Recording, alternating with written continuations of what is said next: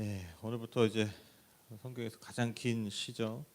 장입니다. 시편 119편 을 우리 함께 나눌 텐데, 이 119편은 왜 이렇게 기냐라고 얘기할 수 있는데, 그냥 하염없이 길게 쓴, 그냥 한번 꽂혀가지고 막 그렇게 써서 이렇게 길어졌냐, 그게 아니라 그 이유가 있어요. 그러니까 이게 형식적 이유가 있어요. 왜냐하면 이 119편이 총 22개의 연으로 되어 있습니다. 그러니까 22개의 단락으로 되어 있는데, 그 22개의 그 단락이 왜 22개냐?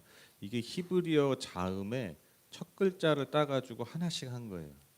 그러니까 이 예를 들면 A, B, C, D, E, F, G, E, F, G 뭐 알파벳이죠. 또 우리나라 뭐 가나다라 마바사, 기역, 니은, 디귿. 그래서 이 각 연이 시작되는 첫 번째 글자가 그 히브리 알파벳 순서대로 되어 있는 거예요. 그러니까 그 히브리어 한 단어, 그 한 단어마다 시작을 그런 형식으로 이 시가 지어졌기 때문에, 그래서 총 22개의 단락으로 구성이 되어 있습니다. 그래서 이 시를 좀 별명이 하나 있는데, 그게 이제 알파벳 시라고 불리고 있는데, 그래서 우리가 그 히브리어 그 자음에 그 하나하나 그 순서대로 그 시를 지었기 때문에 알파벳 시로도 불리게 됩니다. 그래서 각 자음마다 총 8절씩, 그래서 총 22단락이 모여서 총 176절로 구성되어 있는 시입니다. 그래서 시편 전체 중에 어떻게 보면 가장 정교하고 또 문학성이 뛰어난, 왜냐하면 아주 그 형식을 정확히 갖춰가지고 그 형식대로 하는 거잖아요. 그러니까 상당히 뭐라고 그럴까요? 정교하게 또 아주 심혈을 기울여서 어떻게 보면 지은 시입니다. 우리도 그렇잖아요. 예를 들면 그러면 삼행시 줘보세요. 그러면 딱 던져놓으면 그거에 대해서 굉장히 많은 생각들을 해야 되잖아요. 그렇죠? 그만큼 어떤 정교한 노력들이 들어가져 있는 시입니다. 그래서 뭐 어떤 시인이 갑자기 꽂혀가지고 그냥 막 길게 확 쓴 게 아니라, 바로 그러한 형식상의 이유 때문에 이렇게 길게 쓰여진 시라고 볼 수가 있습니다. 그러면 이 긴 시가 뭘 얘기하냐? 그러니까 뭘 그렇게 얘기하고 싶은 게 있어가지고 이렇게 길게 썼냐라고 보면, 그게 뭐냐면 바로 하나님의 말씀에 대한 고백들, 또한 다짐들이 기록되어 있는 게 바로 시편 119편입니다. 그래서 우리가 보통 토라라고 하죠. 히브리어로 토라. 이게 이제 우리가 번역할 때는 이제 율법으로 많이 번역을 하는데, 근데 율법하면 좀 법조항 같은 느낌이잖아요. 꼭 지켜야 될 어떤 법들. 그래서 이제 우리가 모세 오경, 그래서 율법서라고 부르는 게 이제 창세기부터 신명기까지인데, 이제 그것을 옛날부터 토라라고 합니다. 토라. 근데 이제 이 토라가 우리가 율법으로 보통 번역을 하지만, 근데 율법으로만 생각하면 조금 의미가 좀 많이 축소됩니다. 그래서 보통 이렇게 생각하시면 좀 좋아요. 그러니까 가르침, 그러니까 어떤 총체적 가르침, 그러니까 하나님께서 우리에게 주신 가르침, 그게 이제 토라입니다. 그래서 이 토라에 대한, 하나님의 말씀에 대한 어떤 고백들, 또 그런 다짐들을 계속해서 고백하는 것이 이 시편 119편의 핵심이라고 할 수 있습니다. 그래서 어찌 보면 이 시편, 이 150편 전체에 대한 어떤 핵심적인 메시지가 결국 시편의 첫 시작인 시편 1편이거든요. 그 시편 1편을 발판으로 해서 그 이후의 시편의 고백들, 그 인간의 고백들이 드려지는 건데, 그 시편 1편의 고백에 대한 어떤 확장, 그리고 그 확장된 어떤 고백이자 실천이라고 볼 수 있는 게 그게 119편입니다. 그래서 시편 101편 1절 2절 보시면, 복이 있는 사람은 악인의 꾀를 따르지 아니하며 죄인의 길에 서지 아니하며 오만한 자리에 앉지 아니하며 오로지 주님의 율법을 즐거워하며 밤낮으로 율법을 묵상하는 사람이다. 그러니까 이게 시편 딱 시작이잖아요. 그러니까 선언이에요, 선언. 그러니까 이것이 그 이후에 나오는 그 모든 인간들, 그 인간들의 삶의 자리와 삶의 고백에서 드려지는, 또 드려져야 될 가장 기본적이고 근본적인 고백이라는 것이죠. 그래서 그 근본적 고백 위에 아주 정교하게, 또한 아주 심도 있게 고백한 게 바로 119편입니다. 그래서 이 시를 장르로 구분하면 토라시라고 합니다. 토라시, 그러니까 율법시 이렇게 생각하시면 돼요. 그래서 토라에 대한 고백이 담겨 있습니다. 오늘 이 찬양의 고백은요, 단지 종교적인 어떤 의무로서의 어떤 말씀, 또 말씀의 행함을 말하고 있지 않습니다. 정말 그것이 얼마나 기쁘고, 또 말씀을 따라 사는 것이 얼마나 감사하고 좋은 것인지 그 기쁨과 그 만족을 고백하고 있습니다. 이제 내용을 보실 텐데요. 1절, 2절 보시면 그 행실이 온전하고 주님의 법대로 사는 사람은 복이 있다. 주님의 증거를 지키며 온 마음을 기울여서 주님을 찾는 사람은 복이 있다.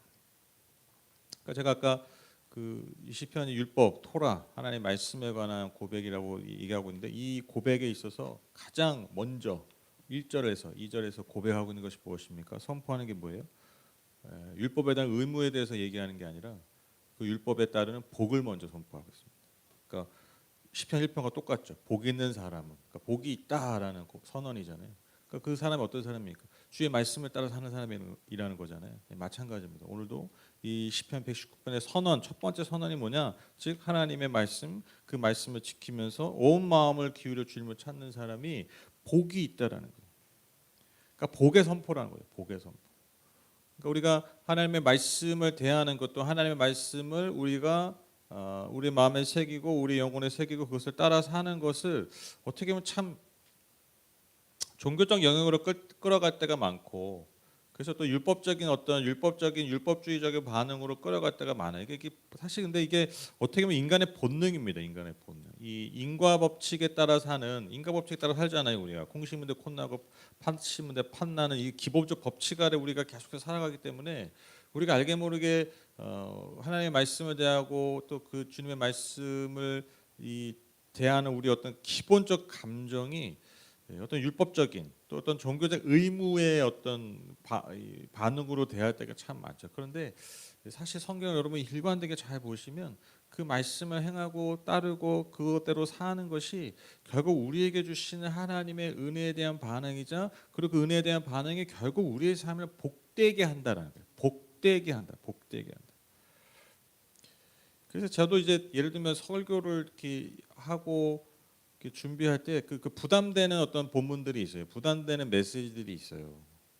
뭐 예컨대 예를 들면 헌금에 관한 것이거나 뭐 11조에 관한 것이거나 어떤 그런 설교들을 할 때 상당히 좀 부담이 돼요. 담임이 되면 그게 사실 쉽지가 않아요. 옛날에 부교육자 때는 뭐 어렵지 않았는데 막상 담임이 되니까 그게 쉽지 않아요. 왜냐하면 성도들의 삶에 대해서 이제 어떤 고민들이 있기 때문에 그 어려움들을 알기 때문에 참 그게 쉽지 않아요. 그런데 제가 그 예전에 그런 고민을 하고 있을 때 하나님이 저한테 주셨던 마음이 뭐냐면 그건 돈에 관한 얘기가 아니라는 거예요. 의무에 관한 얘기가 아니라는 거예요. 복에 관한 얘기다. 그러니까 만약에 내가 전해야 될 메시지, 전해야 될 어떤 말씀을 전하지 않으면 그게 뭐냐면 제 의무를 방기한 거예요. 근데 그 의무가 뭐냐? 성도들의 복에 관해서 복된 삶에 대해서 제가 제 선에서 막아버리는 거예요. 그런 어떤 마음을 주시더라고요. 너는 이제 그런 거 생각하겠지만 그게 아니에요. 성경에서 하나님이 돈이 없어서 돈 달라는 게 아니잖아요. 그리고 그 삶을 우리의 삶을 어떻게 복되게 할 것이냐, 복된 삶으로 만들어갈 것이냐. 그 복에 관한 메시지라는 것이죠. 마찬가지입니다. 여러분 하나님의 말씀을 따라 사는 삶은요, 여러분 율법이 아니에요. 그러니까 율법이 뭐냐? 그러니까 내가 이걸 해야 잘 된다. 이게 핵심이 아니에요. 종교적 의무로서가 아니라 복으로의 초대라는 것이죠. 복으로의 초대. 그렇죠? 그래서 여러분 왜 하나님이 그럼 왜 우리가 말씀을 따라 말씀 안에 사는 것이 왜 복이냐? 그 너무 당연한 귀결입니다. 왜냐하면 그것이 하나님이 우리에게 주신 말씀이기 때문에 하나님이 우리에게 주신 말씀이라는 거죠. 여러분 왜 우리가 예배드리십니까? 왜 우리가 하나님 앞에 나아가서 그 말씀을 귀 기울여 듣고 왜 그 뜻을 알기 원합니까? 여러분 왜 그러세요? 구원받기 위해서 그러는 게 아니잖아요. 그렇죠? 바로 하나님이 내게 주신 삶이 복되게 하기 위해서요. 복되게 하기 위해서. 그렇죠? 그래서 우리가 예배하고 찬양하고 그분의 말씀에 귀 기울이면서 그 말씀에 따라 살려가는 이유가요. 사실 너무나 단순해요. 우리의 삶이 진짜로 복되기 위해서. 그래서 여러분 이 시편의 기자가 110편의 기자가 우리에게 계속해서 말하는 게 뭐냐면 그 복된 삶, 그 복이 있다라고 선언할 수 있는 삶이 어떻게 가능한가? 그 단순한 그 진리를 분명하게 말하고 있는 것입니다. 그래서 여러분 우리의 삶의 복과 또 우리의 삶의 기쁨과 만족을 회복하려면요, 그냥 뭐 예를 들면 뭐 예수 믿고 구원받는 이런 천국행 티켓에 만족하면 안 됩니다. 여러분 신앙의 여정은요 짧지 않아요. 짧다면 짧을 수 있지만 깁니다. 그러니까 우리에게 주어진 삶의 여정이 결코 짧지 않아요. 굉장히 소중하다는 것이죠. 그러니까 우리에게 하나님이 예수님의 복음을 주신 것이 구원을 주신 것이 단지 그 4, 5세계의 어떤 역전, 4, 5세계의 결론만을 위해서 주신 것이 아니라 이미 예수를 믿는 그 순간부터 우리에게 복을 주시고 그 예수를 믿는 순간부터 우리의 삶에 천국을 주시기 위해서 우리가 예수를 믿는 것이죠. 그러니까 그럼 그 천국과 그 소망, 그 복을 누리려면 어떻게 되냐? 어떻게 되냐? 그 말씀 안에 거하는 거예요. 그 말씀을 따라 사는 거예요. 그럼 이제 말씀을 따라 사는 게 뭐냐? 이제 계속 얘기할 거예요.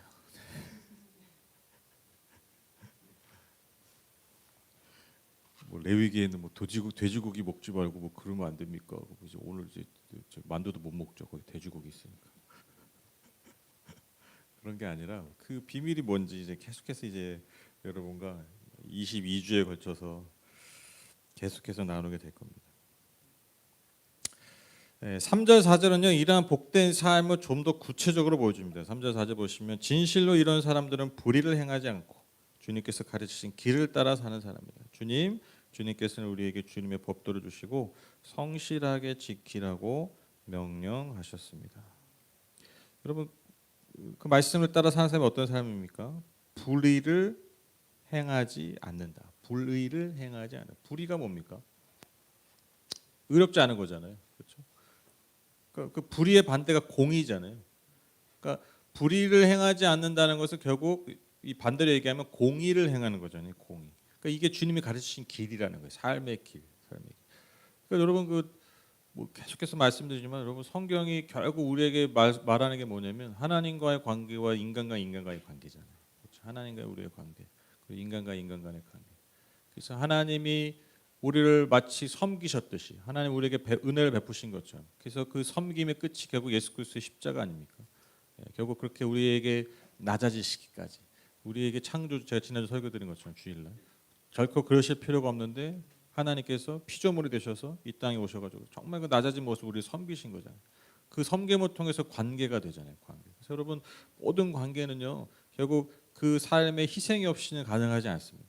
그 사랑이라는 게 그렇잖아요. 사랑이라는 게 서로를 향한 희생과 섬김이 없이는 결코 지속될 수가 없잖아요. 이게 사랑의 법칙입니다. 사랑은 뭔가를 받는 것만 사실 생각하는데 사랑은 그렇게 이루어지는 게 아니에요. 그렇죠? 그 좋은 감정, 그 좋은 어떤 느낌, 또 좋은 어떤 정말 이익들, 유익들 그 모든 것들이 결국 어떻게 생기냐면 하늘에서 좋은 게 떨어지는 게 아니라 뭔가 누군가 희생으로 되는 거잖아요. 그렇죠? 사랑이라는 게 그런 거예요. 근데 그 본체가 뭡니까? 하나님이죠. 그래서 하나님은 뭐라고 선언합니까? 성경에 하나님은 사랑이시. 그게 굉장히 역설적인 거예요, 여러분. 하나님은 사랑이시다. 이게 너무 당연하게 생각하잖아요. 당연하게 생각하시죠. 표정들이 다 당연해. 하나님 원래 사랑 아니야? 그거 당연한 거 아니야? 근데 여러분 이게 당연한 게 아니에요. 창조주잖아요. 신이잖아요. 가장 높은 분이잖아요. 근데 그 말이 내가 사랑이다. 내 존재가 사랑이다고 선언했다는 건 그걸 뭘 의미하냐면 내가 희생한다는. 그러니까 하나님은 사랑이시다가 사실 당연한 게 아니에요. 그렇죠?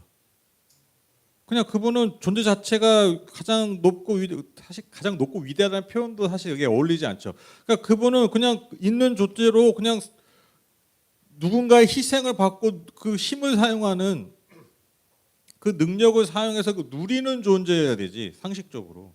그분이 사랑이실 필요가 없다니까요. 그래서 제가 그 고대 근동의 신들이 인간을 만든 이유를 말씀드렸잖아요. 그냥 그 신들이 하기 귀찮은 것들. 그거 시키려고 인간 만든 거 쉽게 얘기하면 그러다가 이제 귀찮고 시끄럽고 막 마음에 안 들면 쓸어버리고 그게 당시 신들의 이미지예요. 근데 이게요 원래 이상하잖아요. 어떻게 신이 그래? 근데 그게 당연한 거라는 거예요. 원래는 왜 힘이 있으니까 본질적으로 너무 다른 힘이 있으니까 아주 단순한 예를 드릴까요? 여러분 만약에 지금 바닥에 개미가 있어요 한 마리가 되게 귀찮게 그걸 뭐라고 어떻게 하세요? 그냥 밟아 죽이죠. 왜 또 저를 죽이세요? 왜 제 인성을 죽이세요? 난 안 죽이는데 뭐 살생을 안 하십니까? 저 한 번도 살생을 안 한 표정으로 저를 이렇게 보시네. 아니 귀찮은 벌레도 죽이잖아요. 모기 막 죽이잖아요. 왜 죽입니까? 네, 나라는 존재를 귀찮게 하는 거야. 이 조그만 미물이 내 피를 빨아먹을 감히? 내 예배드리는데 막 바다에서 기어다니면 귀찮게 또 가만 놔두면 나를 물지도 모르지만 어떻게 너무나 당연하게 죽이잖아요. 왜? 본질적으로 다른 능력이 내게 있기 때문에. 얘랑 나랑 전혀 다르잖아요. 여러분 이게 이상한 겁니까? 다 당연한 거잖아요. 아니 우리가 모기를 죽이고 개미를 죽이는 거 손쉽게 죽이는 거 너무나 당연한 건데 하물며 여러분 하나님과 우리의 질적 차이가 그 수준이 아니잖아요. 다시 말씀드립니다. 하나님은 사랑이시다는 게 당연한 게 아니라니까요.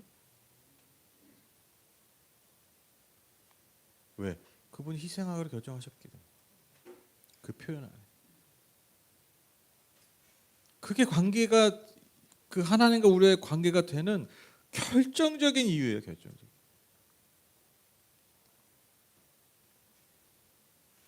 그러니까 여러분 우리가 그 사랑을 받은 존재고 우리가 그 사랑 안에 사는 사람들이기 때문에 그래서 우리가 그 형상이 있기 때문에 우리가 서로 사랑하는 거예요.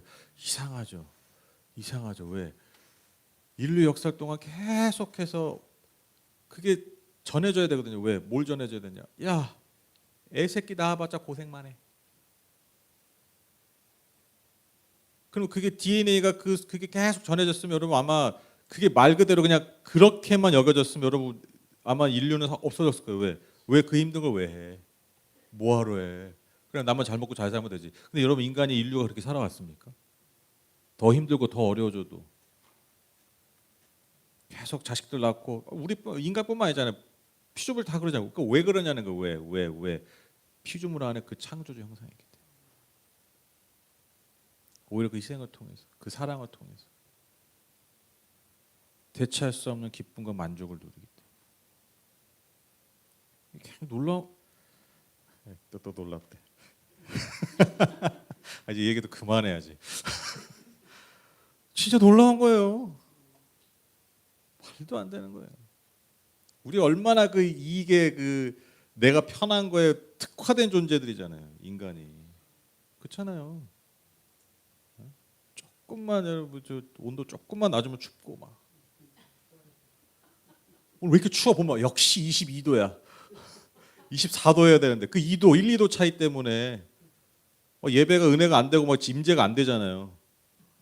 추워가지고 발이 시려가지고 임재가 안 돼. 그게 인간이잖아요, 진짜. 근데 어떻게 그런 희생을 하냐고요? 네, 하나님이 사랑이시기 때문에. 그 하나님의 사랑, 그 사랑이신 하나님의 형상이 저와 여러분이 있기 때문입니다.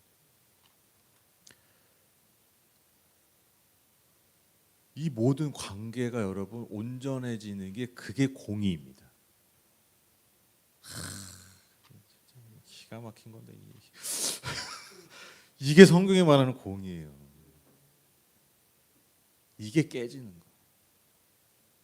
이게 하나님이 너무나 안타까워하시고 아파하시는. 때로는 분노하시는 거예요. 왜? 너희들이 존재하는 게 결국 그 희생과 그 사랑으로 존재하는 건데 너희들의 그 욕심 때문에 누군가의 삶과 누군가의 생명이 희생되어지고 그 희생이 반복돼요. 근데 이게 착취죠. 그래서 내가 너에게 준 그 힘과 능력, 그 사랑의 힘을 가지고 또 누군가를 살리고 그렇게 하라고 내가 너에게 그 많은 것들을 줬는데 하나님 인간 세상 보면 항상 무슨 일이 벌어지냐면 내가 너에게 준 복을 가지고 사랑하는 게 아니라 섬기는 게 아니라 더 많은 욕망과 더 많은 자신의 뜻을 이루기 위해서 그것들을 사용한다는 그게 불의입니다. 이 관계들이 깨지는 거예요. 그래서 하나님이 구약성 예언서에 보면 제일 싫어하는 예배가 뭐냐면 재물은 잘 드리는데 공의를 행하지 않는 거예요. 그래서 우리가 이거 착각하면 예배는 잘 드리고 무슨 도덕적인 법을 안 지켰구나 이렇게 단순하게 생각하죠. 그게 아니니까 그 핵심이 뭐라고요? 이러한 사랑의 선순환이 끊어지는 거예요. 그래서 예배 형식 즉 예배의 의무만 있고 종교적 행위만 있고 그 삶에서 하나님 주신 그 복을 나누지 않아요. 그러니까 예컨대 이거예요. 내가 헌금해 예배 드려. 그러니까 헌금 한 10만 원 드려. 그리고 예배 한 1시간 드려. 그 다음에 나머지 모든 시간과 나머지 모든 돈을 자기 욕심과 욕망에 쓰는 거예요. 이게 불이에요. 이게 하나님 받지 않으신 예배. 그러니까 이거죠. 그 사람은 그 사람이 갖는 생각이 이거죠. 내가 헌금했어. 한 거야. 예배 드렸어. 오케이. 그리고 이제 나는 의무를 다한 거죠. 나 하나님 앞에 이제 할 거 한 거야. 그리고 내가 내 마음대로 사는 거야. 하나님 그 얘기 받지 않으신. 차라리 하지 마라 그렇게 얘기해요. 하지 마. 그래서 여러분 오늘 이 3절에 분명히 또 얘기하는 거예요. 이제 맨날 얘기하죠. 맨날 반복된다고 똑같은 얘기라고. 노목사 맨날 수요일 맨날 똑같은 얘기. 맨날 똑같은 얘기를 말하고 있는데 제가 뭐 딴 얘기 할 수가 없잖아요. 그러니까 저도 할 말이 있어. 하나님도 할 말이 있는 거예요. 왜 또 똑같은 말 하냐? 우리가 똑같이 안 하니까. 매주 이렇게 노목사 똑같은 얘기해. 그러고 이제 또 가면 똑같이 살잖아요. 똑같은 얘기를 해도 또 내 생겨 먹은 대로 똑같이 사니까. 그러니까 하나님 또 똑같이 얘기하시는 거예요. 왜? 근데 이게 제일 어려워요. 사실 이게 제일 어려워요. 종교적 의무를 다하는 거 사실 그거 어렵지 않아요. 어떻게 맘만 먹으면 해요. 의무를 행하는 거는 사실요. 뭐 의지의 영역으로 할 수 있는. 근데 여러분 이게 사실 사랑한다는 게요. 진정한 사랑은요. 우리의 본성을 거스르는 거거든요. 쉽지 않습니다. 그러니까요. 똑같은 얘기 똑같이 또 들어야 되는 거예요. 믿음은 들으면서 나기 때문에.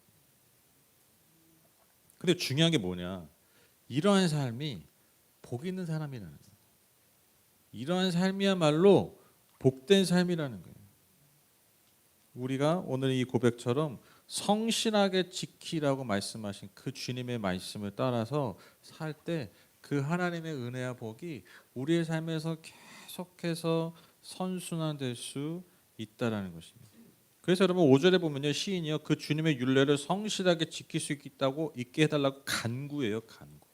그래서 여러분 보시면 그 말씀을 따라 사는 삶을 고백하는 자들의 특징 중에 하나가 뭐냐면 그런 삶을 살 수 있게 해달라고 간구해요.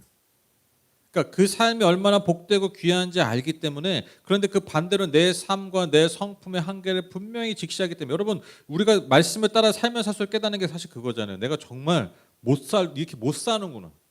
근데 정말 그 말씀 앞에 선 사람 또 특징이 뭐냐면 못 사는 걸 알기 때문에 오히려 더 주님께 매달려요. 그걸 포기하지 않아요. 안 되니까 안 하는 거야. 안 되니까 안 되는 거야가 아니라 그 안 되는 걸 알기 때문에 오히려 더 주님을 의지합니다. 근데 이게 뭐냐면 이게 특징이 뭐냐면 그렇게 살아봐야 그렇게 살아요.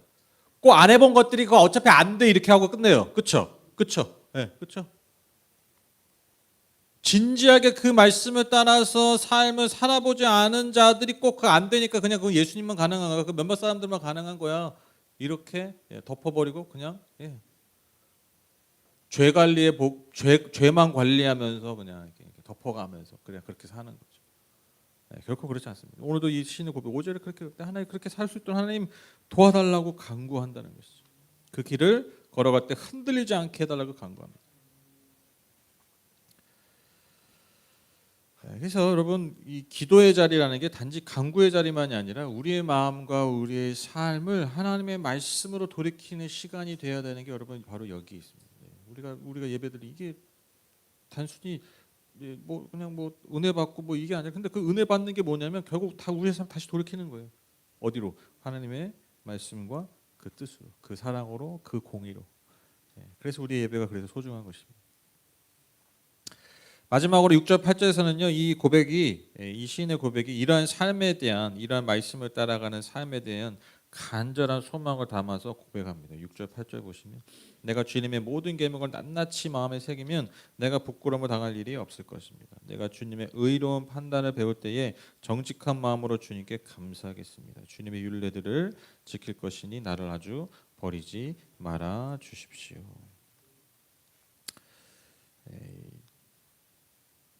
6절에 보시면 말씀이 내 마음에 새겨져 있다면 어떤 일이 벌어지냐? 그러니까 내 삶에, 그러니까 내 내면과 내 삶에 부끄러움이 없다. 그러니까 이게 내 스스로 느끼는 부끄러움일 수도 있고, 사람이 나를 여기는 부끄러움일 수도 있고, 또 하나님 앞에서의 내 부끄러움일 수 있겠죠. 마치 아담과 하와가 하나님 앞에 범죄했을 때 자신도 부끄러움을 느끼고 모든 존재 앞에 부끄러움을 느껴 자기를 감추잖아요. 그렇죠? 그렇죠. 그러니까 내 존재가 작아지는 거예요. 그러니까 여러분 그, 그 부끄러움이라는 거는 결국 그거잖아요. 그러니까 내 자신 존재가 작아지는 거잖아요. 그렇죠. 예. 그게 수치. 여러분 인간이 언제 내 존재가 작아졌습니까? 하나님의 뜻을 떠날 때잖아요. 그렇죠. 그러니까 뭐 예를 들면 이거 이런 말씀은 그냥 이렇게 그냥 일차적으로 내가 하나님의 말씀 잘 지키면 나 완전 막 고개 쳐들고 살 수 있어. 뭐 이런 의미가 아니라 우리가 하나님의 말씀을 떠나면 우리의 존재의 가치를 잃어버린다. 그래서 여러분 복음이라는 거잖아요. 제가 맨날 말씀드리는 게 복음이 뭡니까? 우리가 잃어버린 그 하나님의 형상, 그 인간의 가치, 존재적 가치를 찾은 거잖아요. 그거를 우리에게 증명해 주신 거죠. 하나님 우리 얼마나 사랑하시는지. 그러니까 우리의 존재 가치가 얼마나 위대하고 얼마나 놀라운지. 근데 사단이 뺏어가는 게 뭐예요? 너가 그거 하면 네 마음대로 살면 네가 그거 취하면 즉 네가 하나님 뜻에서 벗어나면 야 이제는 네가 하나님 앞에 이렇게 사는 게 아니라 이제 네가 하나님 될 수 있어라는 거잖아요. 이게 세상에 변하지 않는 메시지잖아요. 그래서 너가 하고 싶은 대로 너의 욕망을 따라서 너의 꿈을 쫓아서 너가 하고 싶은 대로 살아봐. 네 내면의 목소리를 들어. 이 얘기 진짜 제일 싫어하는 말 중에 하나 이 말이고. 네 내면의 목소리 따라가. 지인생들은 아니라고 너무 함부로 얘기하는 거 아니에요? 그 내면에서 무슨 소리가 들릴 줄 알고. 그렇잖아요. 너의 내면에 너의 목소리를 찾. 이거 되게 무책임한 말이에요. 무서운 말이에요. 그렇지 않아요? 근데 요즘 현대에서 이 말 너무 많잖아요. 너의 목소리를 따라. 그게 어디서 온 목소리인 줄 알고. 뭐 내 내면에서 오면 다 내가 하는 목소리입니까? 아니죠. 우린 다 누구로부터 들은 목소리 한다니까요. 그 목소리를 따라서 하니까요. 그렇게 살면 내가 하나님이 된다라고 내가 내 만족하는 삶을 산다고 그게 계속 근데 그게 그 말이 요즘 많이 들리는 것 같지만 그게 사단이 한 거잖아요. 아담과. 그게 그 내면에 들려온 목소리라니까요.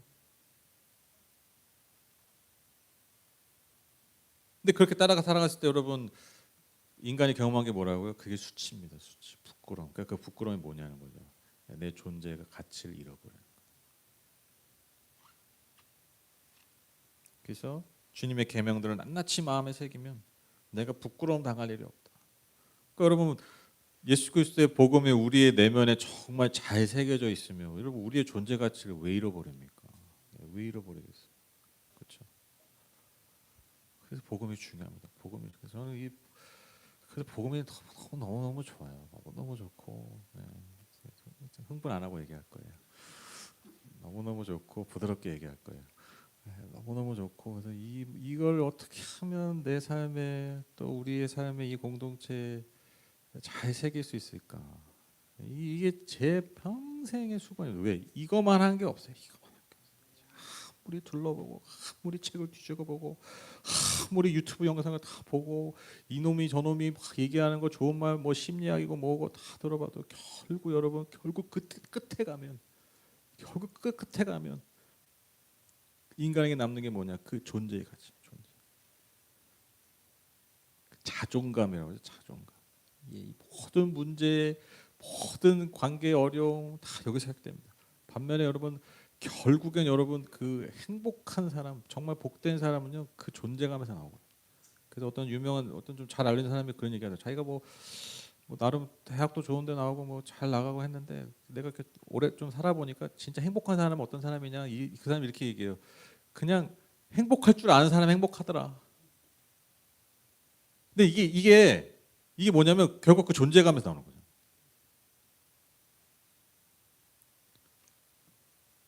뭐 아무리 많이 가지고 아무리 스펙이 좋고 뭐 아무래도 결국 그내나 근데 그 나가 어디로부터 오냐는 거예요. 그 나라는 존재가 어디로부터 오냐. 인간에게로부터 오면요. 그게 결국 다 유한하잖아요. 그러니까 유한한 것을 찾고 의지하고 유한한 것으로부터 나를 존재를 증명을 찾고 하려면요. 결국 한계가 오는 거예요. 마치 날씨처럼. 햇빛이 쨍하고 날이 맑으면 선선하면 너무 행복하고 춥고 그러면 춥고 막 어둡고 그러면 우울하고 힘들고 그게 인간 아닙니까? 그러니까 여러분 영원한 것으로부터 우리의 존재를 찾아야 돼요. 그게 복음이라는 것이죠. 우리의 존재를 부끄럽게 하지 않는 것. 그래서 여러분 우리의 하나님의 말씀이 내 영혼에 새겨져 내 마음에 새기는 것이 너무너무 중요해요. 또 7절에 보시면 여러분 내가 주님의 의로운 판단을 배울 때 정직한 마음으로 주님께 감사하겠습니다. 그래서 우리가 또 아시는 게 뭐냐면 여러분 말씀은요 계속해서 배우는 겁니다. 계속해서 배워야 돼요. 여러분 그 배우면 끝이 없다 그러잖아요. 그래서 여러분 우리도 결국 뭐 아무리 복음이 내 안에 있고 막 은혜를 경험했다고 해도 여러분 막 은혜를 너무 경험해서 역시 그래 맞아 그래요. 너무 은혜롭다. 자, 개성물 만두 먹으러 가자. 그 먹으러 가면서도 다 흘러갑니다. 왜? 우리가 이 땅을 살기 때문에 예, 가다가 너무 이렇게 막히고 뭐 누가 껴들고 뭐 그러면 또 싸우고 뭐 하고 막 계속 그래요. 아무리 은혜 받아도 왜냐면 우리가 발 딛고 사는 땅이 여기기 때문에 결국 막 내 존재가 자꾸 나오잖아요. 그래서 여러분 우리가 말씀을 계속해서 배워야 되는 이유가 여기 계속해서 깨닫고 계속해서 배워야 되는 이유가 예, 여기 있습니다. 그래서 우리가 그때마다 하나님께 감사하고 그 감사의 크기가 점점 커질수록 점점 내 존재의 그 충만함이 그렇게 채워집니다. 그렇게 채워갑니다. 완전해지진 않죠. 주님이 다시 오시고 우리가 주님 앞에 설 때야 완전해. 근데 이 땅에서 그러한 충만함의 은혜들을 계속해서 경험하려면 그것이 커지려면 그래서 계속해서 우리가 예, 배워야 됩니다. 배워야 됩니다. 제가 그 병원에 입원하기 전에 제가 한 2달 반 식단 조절하고 막 계속 러닝하고 그러니까 뭐 몸이 엄청 좋아요. 제가 말씀드렸잖아요. 한 10몇 년 동안 보지 못한 몸무게를 보고 그 컨디션이 좋아지는 게 느껴지더라고요. 근데 병원에 한 3주 입원하니까 와 여러분 순식간입니다. 나오기 한 일주일 전부터 이렇게 좀 스쿼트를 좀 했어요.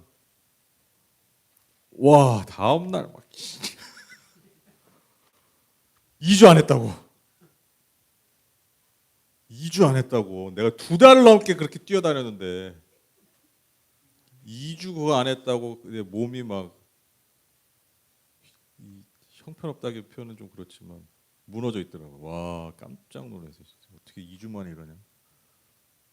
그게 인간이잖아요. 네, 그래서 계속 뭐 기도원 가가지고 은혜를 겁나 빡세게 받아도요, 여러분. 그 유통기한이 짧습니다. 왜 유통기한이 짧냐? 은혜가 여러분 문제가 있어서가 아니에요. 여러분 그 귤 썩어 있는 거 옆에 놓으면 귤 잘 썩죠? 아무리 좋은 거 갖다 놔도 부패 않는 것에 여러분 갖다 놓으면 부패하는 인간이 그런 존재잖아요. 인간이 그냥 늘 좀 표현이 좀 죄송합니다. 부패해 있잖아요. 싱싱하지가 않아. 계속 여러분 예, 냉장고 있어야죠.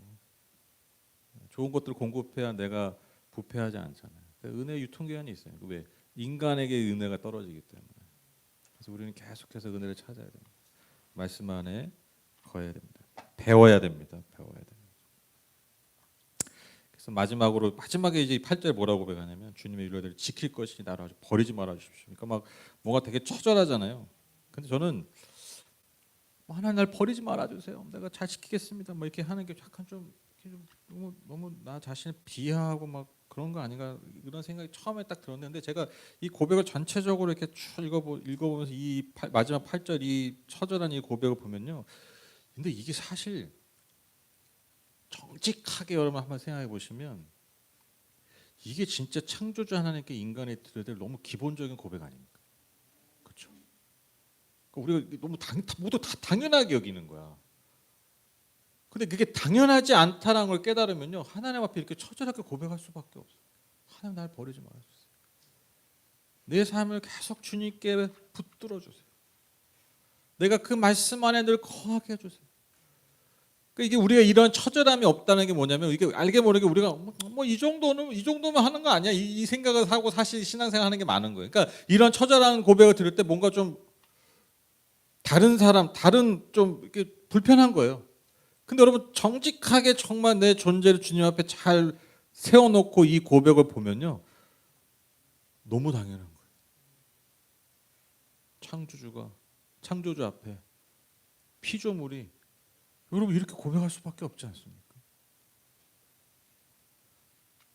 그러니까 여러분 말씀을 지킬 수 있게 해달라고 이렇게 나를 버리지 말라고 하는 게 여러분 왜 이렇게 처절할 수밖에 없냐면 우리에게 그럴 힘이 전혀 없기 때문에. 하나님의 말씀을 듣는 거, 하나님의 말씀을 듣는 거는 뭐 행하는 것커녕 듣는 거 자체가 여러분 우리가 안 되는 종족들이에요. 불편한 종족들이에요. 그래서 여러분 왜 이런 고백할 수밖에 없느냐? 기억하십시오. 우리가 말씀을 지키는 게 아니에요. 이 말이 되게 중요합니다. 우리가 말씀을 지키는 게 아니에요. 우리가 할 수 있는 게 아니에요. 내가 하는 게 아니라는 거예요. 하나님 은혜 주셔야 돼요. 말씀을 듣는 거, 그 말씀에 따라 사는 거, 내가 하는 게 아니에요. 심지어 약간 우리가 그런 게 있어. 내가 해준다.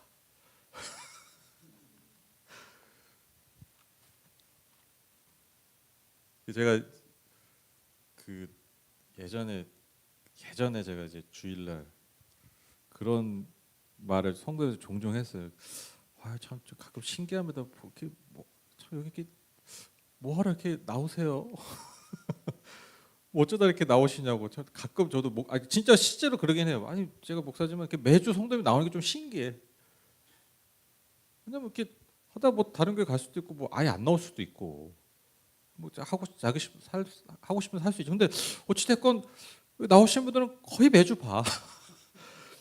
이게 가끔 신기해요. 뭐 이렇게 뭐 변변치 않은데 공간이나 뭐 여러 가지로 참 그렇습니다. 그러니까 이렇게 좀 성도님 대단하십니다 이렇게 하는 건데 제가 어느 순간 이 얘기를 안 하려고 하는 게 이게 알게 모르게 그러신다는 게 아니라 제가 생각을 좀 잘못하는 것 같아요.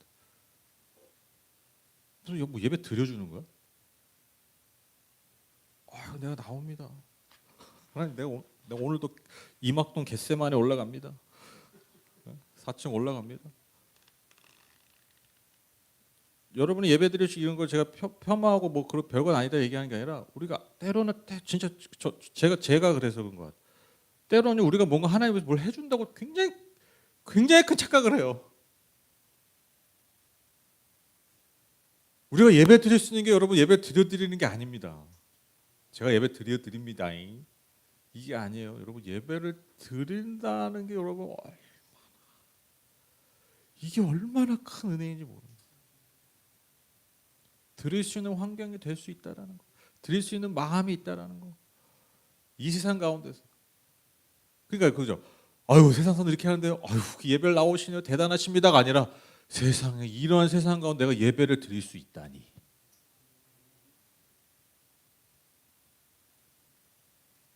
이게 진정한 피조물의 고백 아닙니까? 네. 이게 한 끗 차이인데 똑같이 예배 드리는 거지만 그 드린 자의 마음이 그 중심이 본질적으로 엄청난 큰 차이가 있는 거죠. 그래서 나를 버리지 말아주십시오. 이 처절한 고백이요. 이게 사실 너무나 당연한 고백이라는 것입니다. 그래서 여러분 우리가요 지키는 게 아닙니다. 말씀 지키는 게 아니라 심지어 지켜주는 건 더더욱 아니죠. 우리가 말씀 앞에 거할 수 있고 지킬 수 있고 그 목을 누릴 수 있는 것 그것이 다 주님의 은혜로 가능한 것이 우리가 정말 내 영혼이 깨달을 때 여러분 마지막에 이렇게 고백할 수밖에 없는 거예요. 주님 저를 버리지 말아주세요. 그 은혜 안에 거하게 해주세요. 이 피조물의 이 처절한 겸손함이 저와 여러분의 주님 앞에서는 평생의 마음 그 마음의 중심 되셨으면 좋겠습니다. 그래서 결론을 내리면 여러분 말씀 안에 사는 건 말씀을 따라 사는 삶은 여러분 복의 선언과 같습니다. 그러니까 복을 선언하는 것. 그래서 은혜와 구원을 입은 자들의 그 복이 정말 말 그대로 복되게 하는 것. 여러분 그것이 바로 그 말씀 안에 그 복음 안에 사는 것입니다. 그래서 제가 오늘 이 시인의 고백을 이렇게 쭉 보면서 딱 떠오르는 표현이 있었어요. 그게 뭐냐면 오늘 설교의 제목입니다. 다른 길은 없다. 다른 길은 없다. 우리가 구원을 받는 길, 또 우리의 삶에 복된 길, 다른 길이 없습니다. 그 하나님의 말씀 안에 거하고 말씀 따라 사는 것. 그래서 그 말씀을 온전히 성취하신 예수 그리스도 안에 그 복음 안에 사는 것, 여러분 이 길밖에 없습니다. 이 겸손한 고백이 저와 여러분의 평생에 주님 앞에 고백 되셔서 세상과 사람 앞에 하나님 앞에 부끄러움 없는 하나님의 자녀들 다 되시기를 주님의 이름으로 축복합니다.